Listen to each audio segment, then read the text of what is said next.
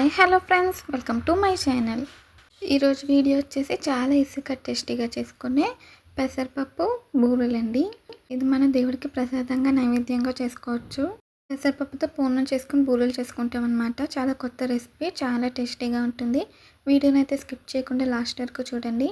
ముందుగా నేను పెసరపప్పుని బాగా వాష్ చేసేసి ఒక అరగంట ముందు కడిగి నానబెట్టాను. వాటర్ వేసి నానబెట్టానండి. అరగంట తర్వాత మళ్ళీ ఒకసారి వాష్ చేసాను. తర్వాత మిక్సీ జార్లోకి పెసరపప్పు తీసుకుని మెత్తగా ఇలా పేస్ట్ అయ్యేలా మిక్సీ పట్టుకోవాలి. పెసరపప్పు పేస్ట్ రెడీ అయిపోయాక మళ్ళీ కొద్దిగా కొబ్బరి ముక్కలు తీసుకున్నానండి. ఒక కొబ్బరికాయని ఇలా కొబ్బరి ముక్కలుగా చేసి ఆ కొబ్బరి ముక్క మిక్సీ జార్లో వేసి కొబ్బరి తురుము అయితే రెడీ చేసుకోవాలి.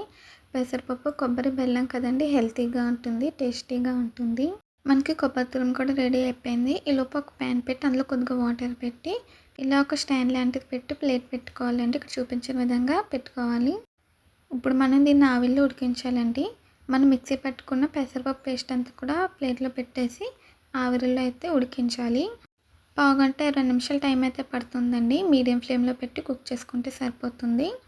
మనకి ఇక్కడ పెసరపప్పు ఉడుకుతూ ఉంటుంది. ఈలోపు బూరెలు వేసుకోవడం కోసం పైన బూరెల పిండి ఎలా కలుపుకోలేదో చూద్దాము. నేను చిక్కటి దోసపిండి తీసుకున్నానండి. దోసపిండి అంటే నేను మినప్పిండి తీసుకున్నాను. అందులోకి పొడి బియ్యం పిండి ఉంటుంది కదండి, ఆ బియ్యం పిండి వేసి కలిపాను. ఇలా చేయడం వల్ల మనకి బూరెలు అనేవి చాలా టేస్టీగా ఉంటుంది. ఒకప్పుడు అందరూ కూడా ఈ విధంగానే చేసేవారండి. కానీ ఇప్పుడు దోసపిండి బ్యాటర్లోనే బూరెలు కూడా వేసుకుంటున్నారు. అవి కూడా బాగుంటాయి. ఇవైతే చాలా రుచిగా కమ్మగా ఉంటుందండి. మనం తీసుకున్న బూరెల పిండిలోకి కొద్దిగా ఉప్పు, కొద్దిగా బెల్లం వేసాను. బెల్లం వేసి బాగా కలిపానండి. కలిపేసి మూత పెట్టేసాను. ఆ బెల్లం అనేది కరుగుతుంది.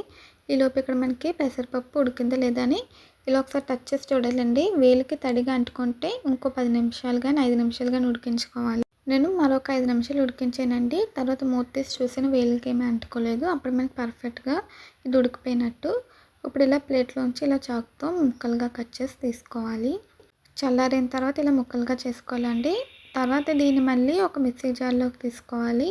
తీసుకొని దీన్ని కొద్దిగా పొడిలా చేసుకోవాలండి. ఈ పెసరపప్పు పూర్ణం చాలా టేస్టీగా ఉంటుంది. చూడండి, ఇప్పుడు మనకి రెడీ అయిపోయింది కదా. దీన్ని ఒక ప్లేట్లోకి తీసుకున్నాను. తర్వాత ఇందులోకి తగినంత పంచదార వేసుకోవాలండి. మన స్వీట్కి తగ్గట్టుగా వేసుకోవాలి. నేనైతే ఒక కప్పు వరకు వేసానండి. తర్వాత ఇందులో కొద్దిగా ఇలాచీ పొడి వేసాను. ఇప్పుడు ఇందులో మనం తయారు చేసుకున్న కొబ్బరి తురుము వేసేయాలండి. వేసేసి దీన్ని బాగా కలుపుకోవాలి. ఇదేనండి మనకి లోపల పెట్టుకునే పూర్ణం అన్నమాట. దీన్ని బాగా మిక్స్ చేయాలండి. పందారు కూడా మనకి మొత్తం కరిగిపోయి బాగా పడుతుంది. నేను బాగా కలిపేసాక చూపిస్తాను. చూడండి, ఇప్పుడు బాగా మిక్స్ అయింది కదా. తర్వాత దీన్ని చిన్న చిన్న బాల్స్లో అయితే చేసుకోవాలి. మనం బూరెలు ఏ సైజులో చేయాలనుకుంటున్నామో ఆ సైజుకి తగ్గట్టుగా ఇలా చిన్న చిన్న బాల్స్ అయితే తయారు చేసుకోవాలండి. నేనైతే మొత్తం అన్నీ కూడా తయారు చేసాక మీకు అయితే చూపిస్తాను. ఫ్రెండ్స్, ఇప్పుడైతే మాకు రెడీ అయిపోయింది. డీప్ ఫ్రై కోసం ప్యాన్ పెట్టి ఆయిల్ పెట్టాను. ఆయిల్ బాగా హీట్ అయింది.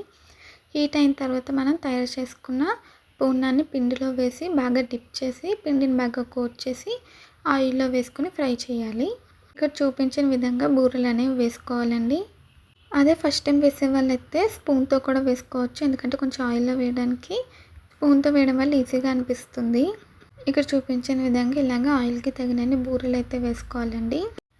పక్క పక్కనే వేసేస్తే ఇవి అంటుకుపోతాయి అన్నమాట. ప్రతి బూరి కూడా ఒకదానికొకటి అంటుకుపోతుంది. కొంచెం గ్యాప్ ఉండి ఇలాగ ఆయిల్కి తగినన్ని వేసుకోవాలి.